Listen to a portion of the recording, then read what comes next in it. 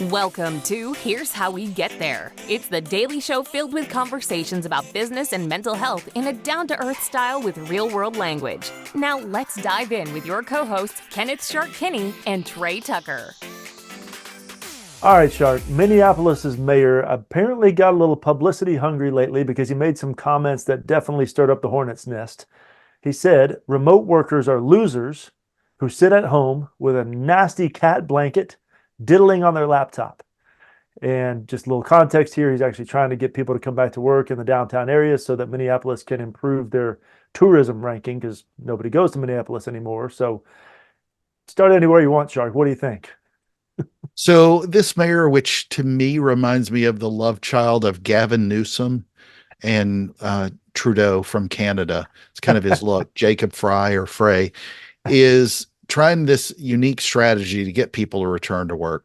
He did a survey and he told this audience at a council meeting that people, if they work from home, that they're basically losers. He got some backlash, of course, and then had to take his comments back a little bit.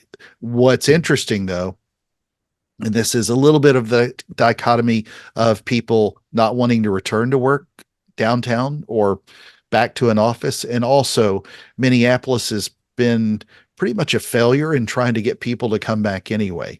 And if you think about where Minneapolis was in particular with the pandemic and then with the George Floyd riots, this was the same asshat that seemed okay to let people riot and burn down buildings in Minneapolis. Now, was he in favor of that? Of course not. But people don't want to necessarily go down to work if they don't have to. I mean, if we all had the opportunity to work from home and make tons of money and not have the expense of going into an office, you would want to go visit the people that you like to work with, but nobody's just like dying to go sit in a parking spot and sit through traffic and all those things. We do that because it's a necessity for most of our jobs. However, what is still, I think, getting to the core of this issue for people in Minneapolis, it's the same way in New York and San Francisco and some of these cities, is people want to feel safe. And if they don't feel safe, it happens where I live. We just had a carjacking yesterday at like 10:15 in the morning. We get all these alerts on our phone and all this stuff because it turned out to be a deadly carjacking. But people want to feel safe and they don't feel safe. Minneapolis is ranked, I think, 64th out of 65 or 66 cities in downtown recovery since the pandemic. There's a why there. And I think a lot of it has to do with not wanting to go back to work downtown. The struggles are a pain, but people ultimately are not feeling the sense of safety that they would going back and forth into an office or, walking around at night. And that's part of it. So what are your thoughts?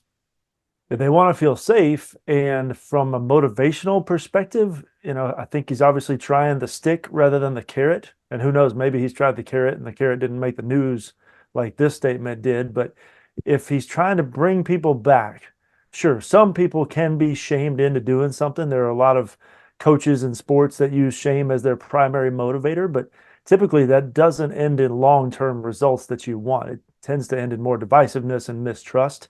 So maybe if he's tried everything else, maybe this is his last resort. Or could this be his leadership style? In which case, maybe a leadership takeaway is, do you know your people well enough that you're leading to know what style they're going to motivate with the best, what style they're going to respond with the best? And in his case, seems to be no ownership whatsoever. He is not taking responsibility, saying, here's what I'm doing. Here are all the efforts we're making to try to make this downtown area a more appealing place to be and to work and to visit. Most people are willing to really reciprocate with what they see you making an effort to move in their direction. And again, outside of the story, maybe he's tried it, but if just this isolated incident, he's putting more and more distance in between people, which they're going to reciprocate in that direction too. They'll probably dig in their heels even harder. So seems to be a risky strategy without much of a payoff. The mayor can't fix all the ills that happen inside the four cubicle walls, but they can sure work on repairing what's outside, and that's what they need to do.